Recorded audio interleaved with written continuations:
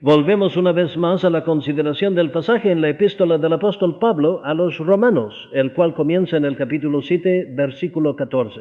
Estamos tratando con esta sección que, comenzando en este versículo 14, continúa al menos hasta el final del capítulo y de hecho en muchos sentidos se extiende hasta el versículo 4 del capítulo siguiente. Permítanme leer nuevamente los versículos 14 y 15. Porque sabemos que la ley es espiritual, mas yo soy carnal, vendido a sujeción del pecado. Porque lo que hago no lo entiendo, ni lo que quiero hago. Antes lo que aborrezco, aquello hago. Ahora bien, les recuerdo una vez más que esta sección es una que ha dado lugar a gran discusión y controversia y que, por supuesto, es así porque es obviamente una sección difícil. Quiero decir una sola palabra al respecto antes de proceder más lejos esta noche. Me han informado que algunas personas encontraron difícil seguir el pasado viernes por la noche. Bueno, no creo que deban desanimarse por eso. Lo que intentaba decir el pasado viernes es que se trata de un pasaje muy difícil. Y les cité las diversas opiniones que se han sostenido sobre este pasaje a lo largo de los siglos e indiqué cómo hombres de Dios, grandes santos y eruditos han tomado opiniones diferentes. Hice todo eso para mostrarles que es un pasaje difícil y por lo tanto confío en que nadie se sentirá desalentado porque él o ella puede encontrar difícil seguir esto. Ahora bien, es muy importante que reaccionemos de la manera correcta ante la dificultad. El diablo, por supuesto, siempre nos sugerirá que como la cosa es difícil, no debemos hacer más esfuerzo con respecto a ella. Y así, ¿quién eres tú para seguir eso? ¿Cómo puedes seguir eso? Rendirse es ceder. Él nos dice eso cuando estamos leyendo un libro que es difícil. Dice lo mismo cuando estamos exponiendo públicamente un pasaje que es difícil. Pero por supuesto, escucharle es hacer exactamente lo que Él quiere que hagas. Nuestra reacción ante la dificultad debería ser esta. Debería hacernos darnos cuenta de nuestra necesidad del Espíritu Santo y de la iluminación, que solo Él puede dar. Eso es algo muy bueno para nosotros. En segundo lugar, debería crear dentro de nosotros una determinación y una resolución de aplicarnos más de lo que jamás lo hemos hecho antes para comprender estas cosas. Sé que eso no es algo popular hoy en día. Vivimos en días de indolencia y pereza y vivimos en tiempos en que la gente cristiana no está dispuesta a usar sus mentes. Todo esto me da pereza, esto es demasiado difícil para mí. Dame el evangelio simple, algo que pueda entender. Eso es algo muy terrible que decir. De hecho, lo considero algo muy pecaminoso que decir. Lo que realmente están diciendo es que como son niños, van a continuar siendo niños y no van a crecer. ¿Por qué deberían crecer? ¿Por qué deberían ir a la escuela? Es mucho más agradable estar sentado en casa, jugando con las piernas y comiendo caramelos todo el día. ¿Por qué deberían ir a la escuela? ¿Y por qué deberían tener que pasar por estas lecciones y escuchar a estos maestros? Ningún niño, por supuesto, nunca quiere hacer cosas así. Pero no les permitimos dictar y gobernar, ¿verdad? Bueno, ahora estoy diciendo que, lamentablemente, hay mucha de esa actitud en el presente, corriendo a través de toda la vida de la iglesia cristiana en cada sección. Y no tengo la menor duda en afirmar que el estado de la iglesia se debe en gran medida a eso. Permítanme ponerlo así para que pueda dejar el asunto. Miren algunas de estas obras puritanas que fueron impresas hace 300 años. ¿Quiénes creen que las leyeron? Bueno, fueron personas como nosotros. Hace 300 años, sin ninguna de nuestras ventajas, escuchaban tales sermones y los leían en imprenta. Vamos a decir que somos totalmente inferiores, que no vamos a hacer el esfuerzo que esas personas hicieron. No. Debemos ceñir los lomos de nuestra mente. Debemos hacer un esfuerzo. No debemos rendirnos, porque una cosa es difícil. Ahora bien, es mi esfuerzo intentar hacer la consideración de este pasaje tan simple como pueda. Pero estaba diciendo esa palabra para que nadie se sintiera desalentado. Permítanme ponerlo también así. Creo que encontrarán, como cualquiera en esta congregación que alguna vez haya sido estudiante debe haber encontrado, cuando comienzan a escuchar conferencias sobre un tema que las primeras veces sienten no solo que no saben nada de lo que se está diciendo, sino que probablemente nunca podrán entenderlo. Bueno, ahora solo hay una cosa que hacer y es seguir escuchando. Y si siguen escuchando, les profetizo que comenzarán a encontrar que más de lo que jamás se imaginaron está hundiéndose e infiltrándose. Y un día se despertarán y dirán, ahora veo de qué se trata. Estoy comenzando a entender esto. No sean impacientes consigo mismos cuando estudien un pasaje difícil de la Escritura. Continúen, sigan leyendo, escuchando, intentando desenredarlo ustedes mismos. Y de repente encontrarán que no solo saben mucho más de lo que creen saber, sino que realmente podrán seguir y entender. Es correcto que uno diga cosas así de vez en cuando, porque sé que puede ser que haya algún converso nuevo que ha llegado a esta reunión y que solo ha estado en la vida cristiana 1 o 2 semanas, y el diablo le dirá, mira, eso no te sirve de nada, no puedes seguir eso, no le escuches. Digan, pertenezco a esta familia y voy a escucharlo hasta que lo entienda. Hagan eso. No solo derrotarán al enemigo, sino que pronto encontrarán que han obtenido una comprensión. Muy bien, eso fue una digresión. Permítanme volver al asunto ahora. Al volver a él, nada que diga es más importante que recordarnos a nosotros mismos. Mientras miramos cada versículo individual, ¿de qué se trata todo? Cada versículo individual es una ilustración del todo. Así que debemos seguir recordándonos de qué se trata todo. ¿Cuál es el tema? Es esto. Fundamentalmente, el apóstol Pablo en esta sección y en cada versículo de ella está justificando su propia enseñanza sobre la ley. Y especialmente está tratando de mostrarnos lo que la ley no puede hacer. Ahora bien, eso es lo que debemos aferrarnos. Él está justificando su propia enseñanza sobre la ley y especialmente su afirmación de que la ley no puede justificarnos ni santificarnos. Ese es el tema predominante. Lo que la ley no puede hacer. Lo pondrá explícitamente en el versículo 3 del siguiente capítulo. Muy bien. Ese es el tema principal. Tiene un tema secundario en esta sección que ahora estamos considerando desde el versículo 14 en adelante. Y este es que mientras es perfectamente cierto decir como Él ha dicho y como ha demostrado, que la ley se convierte en el medio de nuestra condenación y nuestra muerte, ese es el caso. No porque haya algo malo en la ley, sino porque hay algo malo en nosotros y eso es el pecado. Ahora bien, ese es el tema secundario. El tema secundario en la sección anterior era que mientras es bastante cierto decir que la ley inflama y parece energizar el pecado dentro de nosotros, no es porque la ley sea pecado, no es culpa de la ley, es nuestra culpa. Aún así está diciendo lo mismo, la ley nos mata. Sí, no porque haya algo malo en la ley, sino porque hay este problema en nosotros a saber que estamos en un estado y condición de pecado. Bien, ese es el tema secundario. Así que lo pone así. Comienza con una proposición general. Sabemos que la ley es espiritual. Eso lo damos por sentado. Todos estamos de acuerdo en eso. La ley es espiritual. Muy bien, entonces, si la ley es espiritual, ¿dónde reside el problema? ¿Qué es lo que pasa? ¿Por qué las cosas son como son? Y responde a la pregunta en la segunda mitad del versículo 14.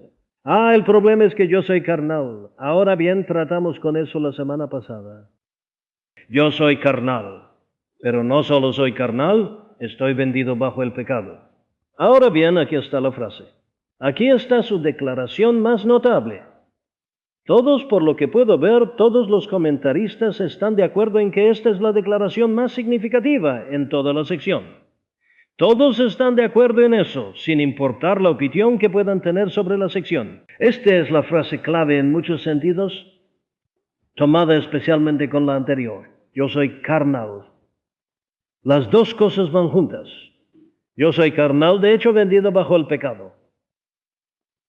Los comentaristas que pertenecen a la tradición reformada, quienes, como les dije la semana pasada, generalmente y comúnmente toman la opinión de que esta es una descripción del hombre regenerado, son lo suficientemente honestos, la mayoría de ellos, para admitir esto, que esta declaración es su mayor dificultad. Esta es la cosa que encuentran más difícil de explicar. Por supuesto, luego proceden a intentar hacerlo. No importa qué opinión tomen de esto, se encontrarán en apuros en algún punto u otro. Ahora bien, eso es un gran consuelo para todos nosotros, ¿verdad? Cualquiera que sea su opinión de esta sección, Habrá declaraciones particulares, bueno, estarán en un poco de apuros y ahí por supuesto entra el peligro. La tendencia de simplemente torcer las cosas un poco, modificarlas para que encajen. Debemos intentar evitar eso, pero todos están en dificultades. Aquí aquellos que toman la opinión de que esta es una descripción del hombre regenerado en su mejor momento, incluso como será hasta que muera en este mundo, están en particular dificultad con esta frase en particular. Así que miren esto. ¿Qué dice? Bueno, es un término muy fuerte.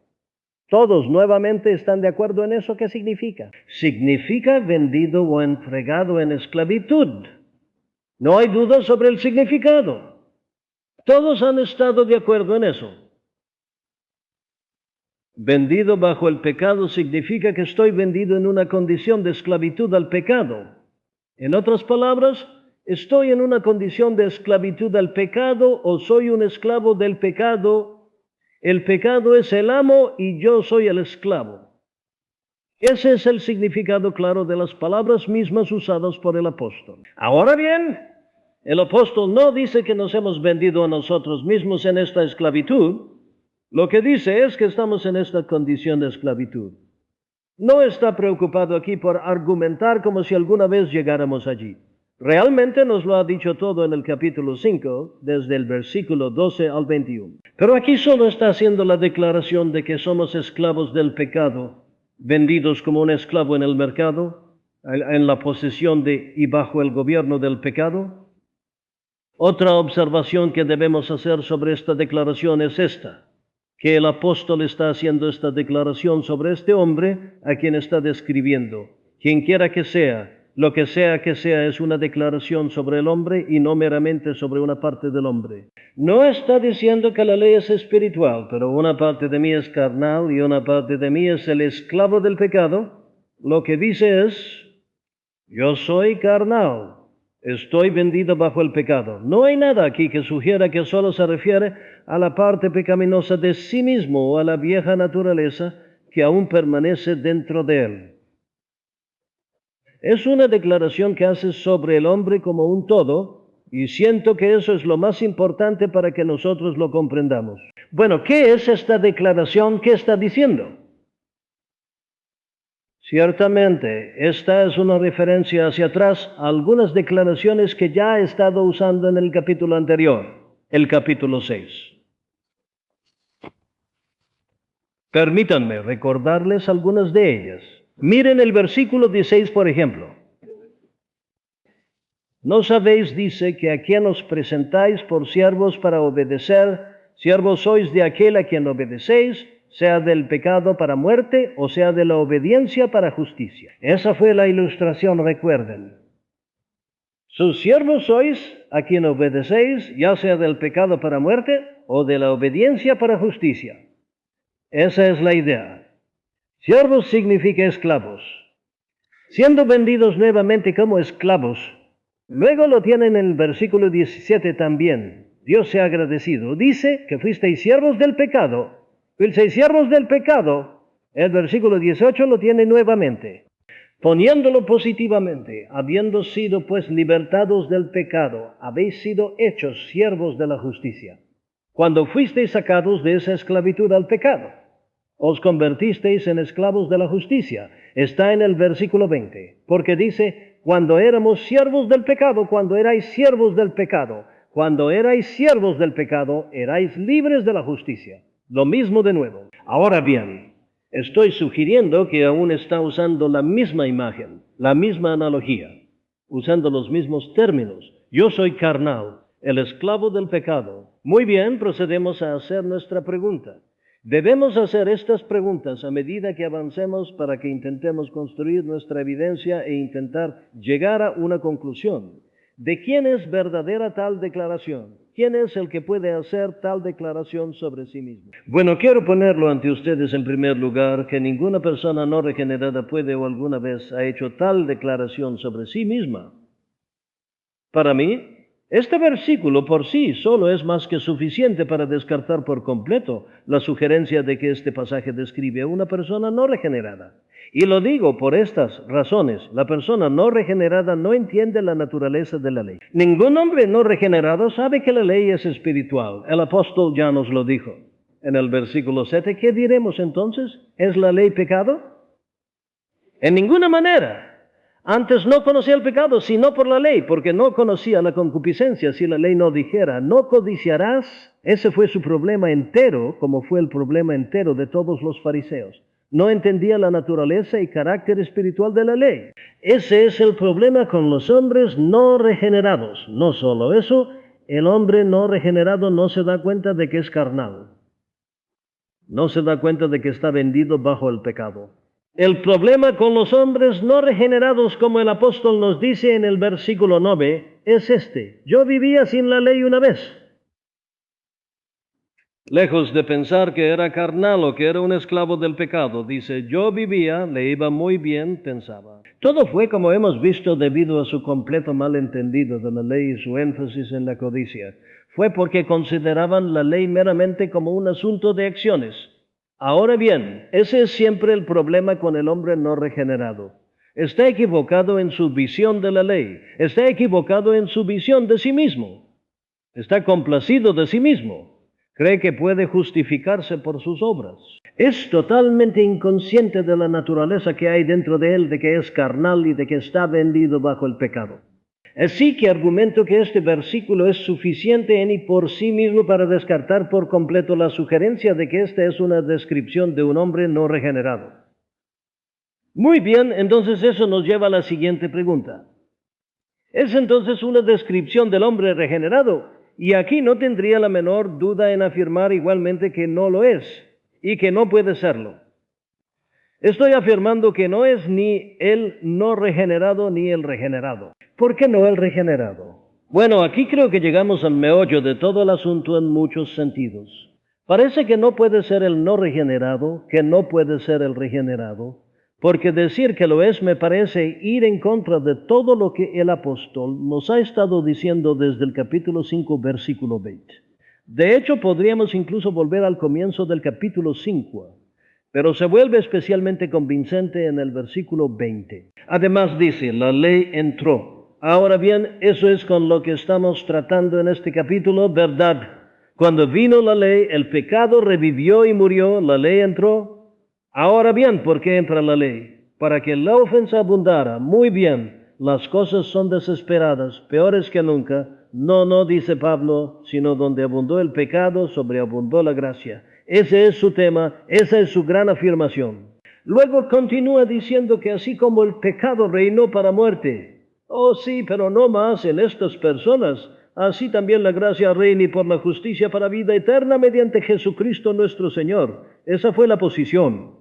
El pecado reinando, el pecado ha reinado sobre nosotros. Y es por eso que lo que ha estado describiendo como verdadero de nosotros desde el versículo 12 hasta el 19 es verdadero de toda la simiente de Adán. Pero vean, la afirmación completa del apóstol es esta, que ya no estamos en Adán, estamos en Cristo, ya no estamos bajo la ley, estamos bajo la gracia. Y recuerden cómo comparamos estos dos reinados, el reinado del pecado, el reinado de la gracia, sacando a relucir esta idea de mucho más que ha usado varias veces en esa famosa sección en el capítulo 5, versículos 12 al 21. Este mucho más, este más abundantemente. Porque así como por la desobediencia de un hombre muchos fueron constituidos pecadores, así también por la obediencia de uno muchos serán constituidos justos. No como fue por uno que pecó, así es el don. Porque el juicio fue por uno para condenación, mas el don gratuito es de muchas ofensas para justificación. Esa es su frase y usa esta palabra abundancia en el versículo 17, que reciben abundancia de gracia.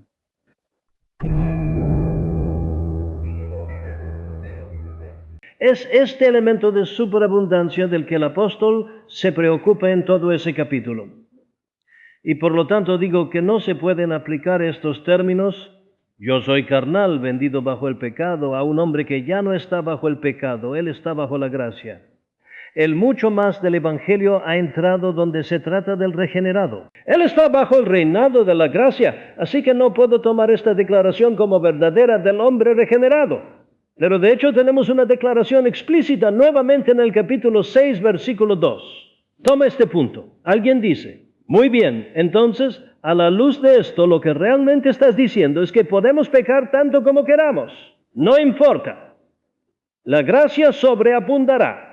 En ninguna manera, dice Pablo. ¿Cómo nosotros que hemos muerto al pecado viviremos aún en él? Lo hemos hecho.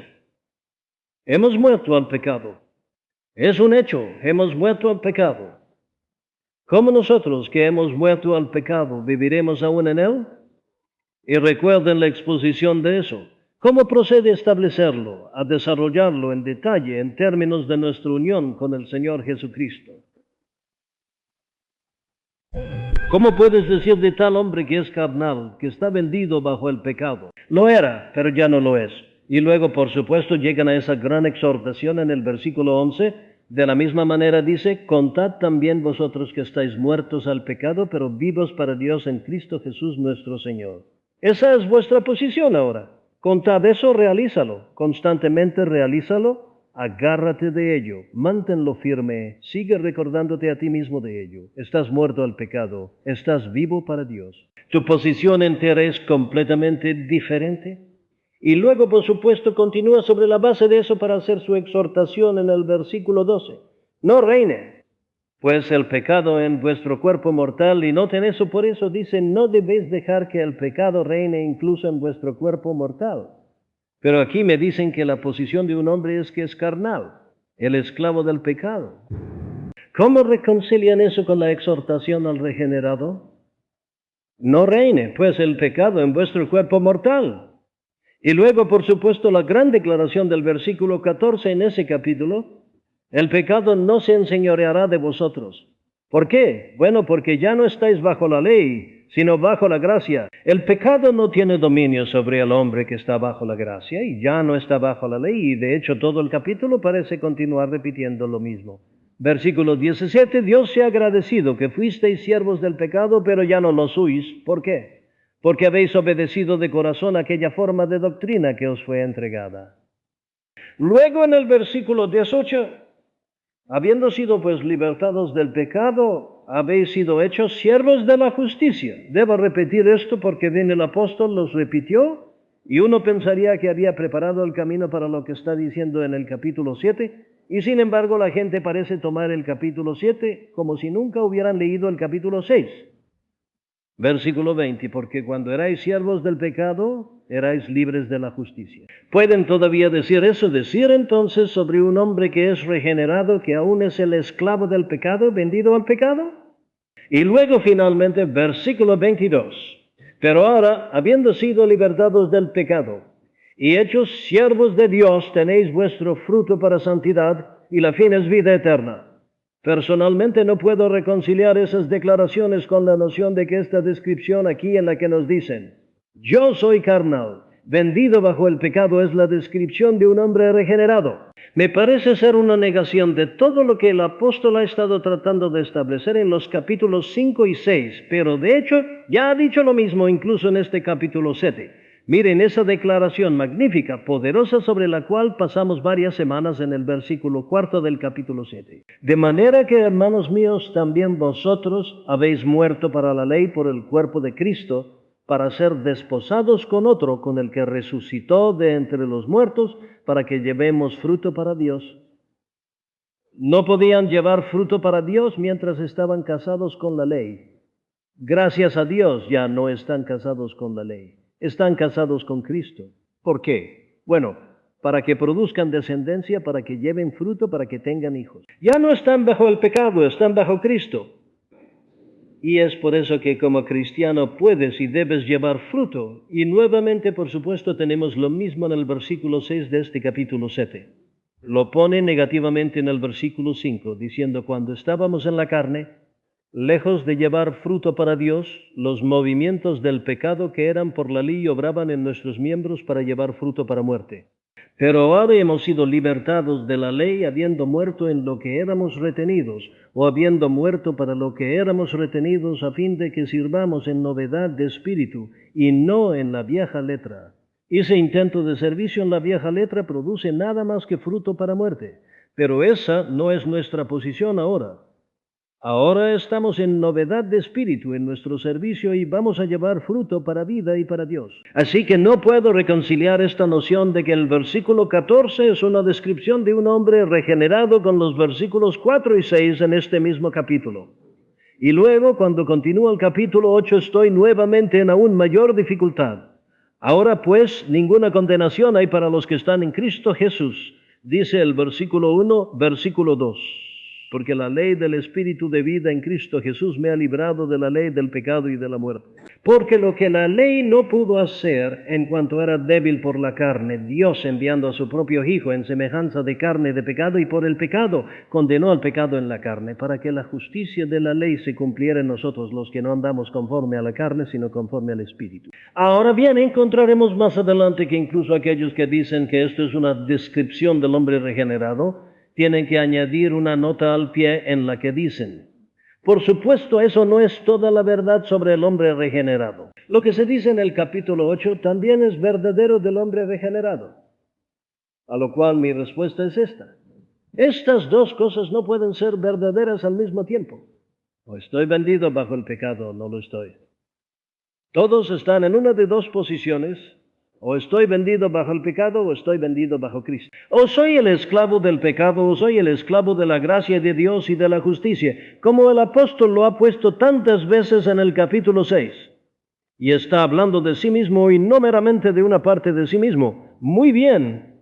Entonces esto es seguramente una declaración muy crucial en toda esta sección. Pero esperen un momento, sigamos al versículo 15. Porque creo que esto nos ayudará a ver este punto aún más claramente. Ahora bien, en el versículo 15, como les recordé en el análisis general el pasado viernes por la noche, el apóstol continúa describiendo el tipo de vida que vive la persona a quien ha descrito en el versículo 14. Ahora bien, esto es simple, ¿verdad? Describe al hombre en el versículo 14. Luego les dice cómo vive este hombre que encuentra ser verdadero sobre sí mismo en la práctica. Aquí está, porque ven, está continuando. Porque lo que hago yo, que soy carnal y vendido bajo el pecado, esta es la verdad sobre mí. Hago lo que no apruebo, de hecho iré más lejos. Lo que quiero, eso no lo hago. Pero lo que aborrezco, eso hago. Ahora bien, aquí está la descripción, digo, de este hombre. No está describiendo nuevamente solo una parte de este hombre. Está describiendo al hombre entero. No está describiendo solo la parte pecaminosa de este hombre, porque no puede decir de la parte pecaminosa de este hombre que quiere guardar la ley. Pero dice aquí: lo que hago no lo apruebo, porque no hago lo que quiero, sino que hago lo que aborrezco. Bueno, ahora es obvio, ¿verdad?, que el yo no puede ser el hombre pecaminoso al menos. El hombre pecaminoso no quiere guardar la ley de Dios de esta manera, tampoco aborrece el pecado. Está hablando nuevamente sobre la persona entera. Y como estoy diciendo, esta palabra conectora, porque ciertamente prueba y establece ese hecho. Ahora bien, es muy interesante notar cómo aquellos que toman la opinión de que esto es el hombre regenerado, intentan diluirlo como deben, por supuesto, están obligados a hacer algo, de modo que lo que dicen es esto: el apóstol, por supuesto, era un tipo de hombre muy vehemente y era un hombre con emociones poderosas y de vez en cuando se deja llevar y usa hipérbole, exagera y ha estado exagerando aquí, dicen. No es tan malo como dice aquí. Lo pone como una declaración audaz, pero no significa realmente que eso sea verdadero del hombre. Permítanme citar a uno de ellos que lo pone así. Dicen: lo que se expresa aquí es el profundo arrepentimiento del apóstol de que su corazón y su vida no fueran enteramente espirituales. Les estoy citando esto para que puedan probar mi cita con lo que el apóstol realmente dice. Dice: es una expresión del profundo arrepentimiento del apóstol de que su corazón y su vida no fueran enteramente espirituales en perfecta conformidad con la ley divina. Lo que está diciendo es que sentía como si fuera el esclavo de un tirano que lo empleaba en trabajo que aborrecía. Su deseo predominante, es decir, su deseo predominante era la perfecta conformidad con una ley santa, justa y buena. Sin embargo, sentía que mucho faltaba, mucho estaba mal. Ahora bien, para mí, eso es una tergiversación de lo que el apóstol mismo nos dice aquí. No nos está diciendo que su estado de ánimo predominante está bien, sino que mucho faltaba, mucho estaba mal. Escuchen nuevamente las palabras del apóstol. Yo soy carnal, vendido bajo el pecado, porque lo que hago no lo apruebo, porque no hago lo que quiero, sino que hago lo que aborrezco. Ahora bien, echemos un vistazo a esto. ¿Qué está diciendo aquí? ¿Cuál es el significado de esta palabra apruebo? Lo que hago no lo apruebo. Bueno, significa esto, el significado real de la palabra es conocer. Como si estuviera diciendo, lo que hago realmente no sé por qué lo estoy haciendo. En otras palabras significa esto, no entiendo por qué lo estoy haciendo.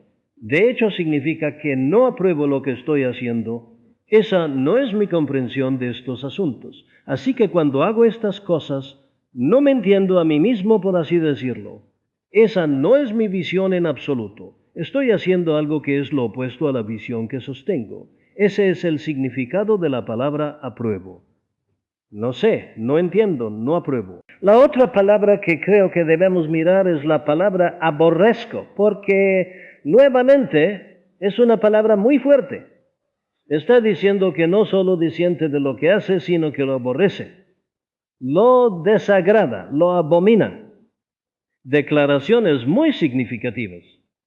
Ahora bien, echemos un vistazo a este versículo 15. Es una declaración tremenda. Es, por supuesto, un fragmento muy profundo de análisis.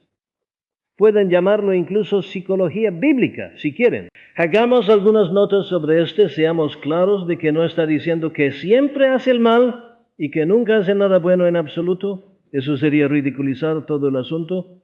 El apóstol no está diciendo eso. Algunos lo han interpretado así, como si el apóstol estuviera diciendo, saben, todo lo que hago creo que está mal y nunca hago lo que es correcto. Obviamente no está diciendo eso. En segundo lugar, mi segunda nota sería esta. Mientras afirmo de esa manera que no está diciendo que siempre hace mal y nunca hace bien, en segundo lugar, al mismo tiempo, ustedes y yo no tenemos derecho a insinuar la palabra a veces u ocasionalmente. Ahora bien, encontrarán que muchos de los comentaristas hacen eso, es su única salida de su dificultad porque piensan que esto es un hombre regenerado. Así que lo ponen así, lo que ocasionalmente hago no lo apruebo, porque lo que quiero ocasionalmente no lo hago, pero lo que aborrezco eso ocasionalmente lo hago. Léanlos, encontrarán que insinúan la palabra ocasionalmente. Ahora bien, estoy diciendo que es tan incorrecto insinuar la palabra, insertar la palabra ocasionalmente o a veces, como decir que siempre hizo mal y nunca hizo bien. Bueno, sigamos a una tercera nota. Tomen esta palabra hago, lo que hago. Tenemos ahora algún derecho a decir que lo que significa con hago aquí no tiene referencia a acciones, sino solo tiene referencia a pensamiento e imaginación. Nuevamente encontrarán que la mayoría de los comentaristas que dicen que esto es un hombre regenerado dicen eso. Ahora dicen, no deben malentender esto y decir que Pablo dice que realmente está haciendo estas varias cosas. No, Pablo era un hombre tan espiritual que si pensaba en la cosa decía, lo he hecho, o si la imaginaba, la había hecho. Por supuesto, hay un sentido en el que eso es verdadero, como hemos visto al expandir la sección anterior. Pero estoy haciendo una pregunta. ¿Tenemos el derecho de confinar esta palabra hago al pensamiento y la imaginación solamente y excluir las acciones?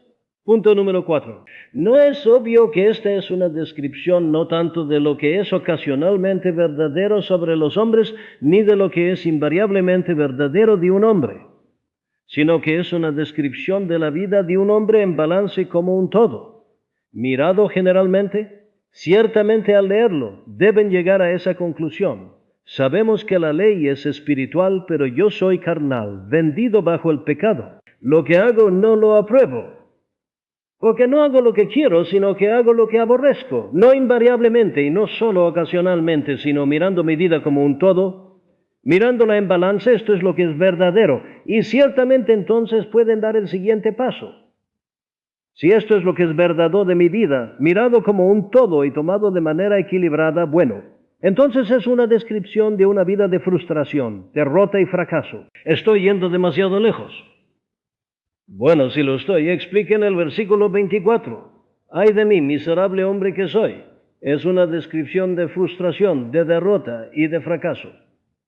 Así que pregunto una vez más, ¿quién está siendo descrito aquí en el versículo 15? ¿Quién está siendo descrito? Primero respondo inmediatamente, claramente no es el no regenerado. ¿Por qué no? Digan. Bueno, les diré. La persona no regenerada no conoce este tipo de conflicto que se describe en este versículo. Los no regenerados, a quienes acabo de recordar, se sienten seguros. Oh, sé que a veces siente un pinchazo de conciencia, pero nunca habla así sobre sí mismo. No, no. El problema entero con el no regenerado es que siente que está vivo, está muy saludable, está en un buen estado, está en una buena condición. O como le gusta ponerlo, estoy citando al hombre moderno, no digo que sea un 100% santo, ¿saben? Pero se les da la impresión de que es un 99% de santo. No está muy lejos, está bastante complacido de sí mismo, todo parece estar bien. Pero aquí hay un hombre que es consciente de la frustración y del fracaso. No puede ser el no regenerado nunca habla así. No solo eso, el no regenerado nunca condena el pecado de la manera en que este hombre lo hace. Este hombre dice, miren lo que hago, no lo apruebo. No lo apruebo, el no regenerado no habla así. Tampoco dice nunca que aborrece el pecado. A veces se enoja consigo mismo cuando sufre las consecuencias de su pecado, pero eso no significa aborrecer el pecado. Desagrada mucho las consecuencias del pecado, pero si pudiera tener el pecado sin las consecuencias, lo tendría. En otras palabras, no se da cuenta de nada sobre la naturaleza del pecado, no lo aborrece. No puede estar irritado por él a veces en sus mejores estados de ánimo. Pero aquí hay un hombre que aborrece el pecado y es algo que un hombre no regenerado nunca ha hecho y nunca puede hacer. La misma palabra aborrezco es suficiente ni por sí misma y aún más el hombre no regenerado nunca puede decir. Nunca ha dicho lo que quiero, no conoce el significado de la ley, no la ha entendido y no tiene este deseo de guardar y honrar y vivir según la ley de Dios. Bueno, dejemos que el apóstol lo diga por sí mismo en el siguiente capítulo, en los versículos 7 y 8. Dice, la mente carnal es enemistad contra Dios, porque no se sujeta a la ley de Dios, ni tampoco puede. La mente carnal aborrece la ley cuando rara vez entiende algo sobre ella. Pero aquí hay un hombre que la ama y que quiere y que anhela guardarla y someterse a ella con todo su ser. Aquí nos dicen que no lo es y no lo hace y ni siquiera puede serlo. Así que entonces los que están en la carne no pueden agradar a Dios. Así que digo una vez más que esto es obviamente no una descripción en el versículo 15 del no regenerado. ¿Qué hay entonces del regenerado? Ahora bien, escuchen cuidadosamente lo que voy a decir. Lo que se dice aquí sobre la experiencia de este hombre es verdadero en cierta medida de la experiencia del regenerado. Iré más lejos. Es verdadero de la experiencia de todas las personas regeneradas en cierta medida. No creemos en la santificación total. Creemos que un hombre que dice que está enteramente libre del pecado, que nunca comete un acto de pecado, es un hombre que está malentendiendo el significado del pecado en algún lugar. ¿No creemos en la erradicación o la santificación total? No. Como indicamos claramente al expandir el capítulo 6, el hombre regenerado aún tiene en su cuerpo mortal, en sus miembros, y tiene una lucha que librar. Es por eso que se le exhorta, como Pablo lo exhorta en los versículos 11, 12 y 13 de ese capítulo. Pero mientras digo que esto es verdadero en cierta medida, y solo en cierta medida del regenerado. Ciertamente no es una descripción del hombre regenerado como él es en general. Esto no es, digo, una descripción de los hombres a quienes se hacen estas exhortaciones y de quienes se han hecho estas declaraciones gloriosas y maravillosas en los capítulos 5 y en el capítulo 6. El hombre regenerado cayendo en el pecado tiene que decir que ha hecho algo en lo que no cree hacer. Es consciente de que no es ya perfecto como Pablo lo pone en el capítulo 3 de Filipenses. Pero no habla de sí mismo como un hombre que vive una vida frustrada, derrotada de fracaso.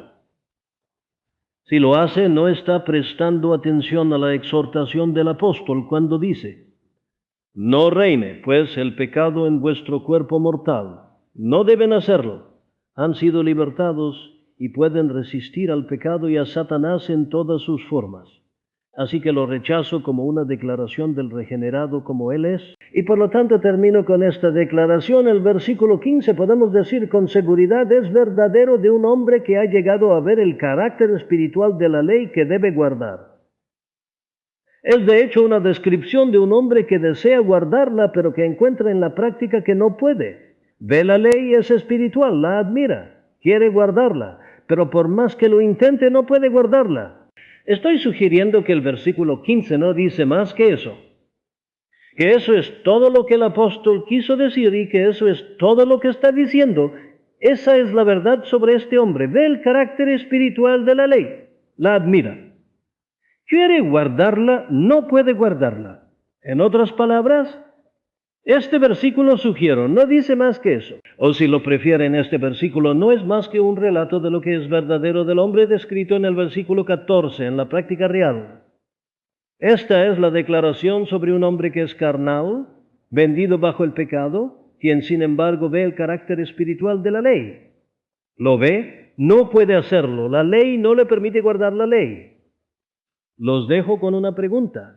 ¿Está este versículo diciendo algo más que eso? Muy bien, lo dejamos ahí por esta noche. Y si Dios lo permite, continuaremos el próximo viernes para considerar las dos inferencias que saca de esta declaración extraordinaria en los versículos 16 y 17. Oremos. Oh Señor nuestro Dios, nuevamente venimos a tu presencia. Te damos gracias, oh Señor, de que podemos decir en tu santa presencia que aborrecemos el pecado y que nuestro deseo es guardar y honrar tu santa ley. Oh Dios, te damos gracias por eso, porque sabemos que como éramos por naturaleza y bajo el pecado, no podíamos decir eso. Te damos gracias, oh Señor, de que el aborrecimiento del pecado es una prueba de la operación de tu Espíritu Santo sobre nosotros, y humildemente lo reconocemos y te damos gracias por ello. Oh Señor, bendecirás la palabra que hemos considerado juntos esta noche para nuestras almas expectantes. Háganos, te rogamos, entrar en estas cosas más y más. Te damos gracias más que nunca de que somos tu hechura. Te damos gracias por el bendito plan de salvación. Te damos gracias de que estamos muertos al pecado, muertos a la ley, que estamos vivos para ti mediante Jesucristo, tu Hijo. Nuestro bendito Señor y Salvador, te adoramos, lo adoramos. Traemos nuestra adoración. Te damos gracias por esta nueva posición en Cristo Jesús. Oh Señor, recibe nuestra alabanza. Y ahora que la gracia del Señor Jesucristo y el amor de Dios y la comunión y la fellowship del Espíritu Santo permanezcan y continúen con nosotros ahora esta noche y por siempre. Amén.